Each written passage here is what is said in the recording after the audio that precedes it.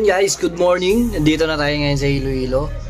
Prepare muna tayo ng gamit kasi by tomorrow, yun pa lang yung magiging loop natin. Tutur ko ngayon kayo. Nasa hotel kami, di ba? Tutur ko kayo, di ba? Nakaiga. Ayan. As ito naman yung labas ng hotel natin. Ayan o. Nasa Iloilo na tayo. Ayan o. Maulan nga lang dito.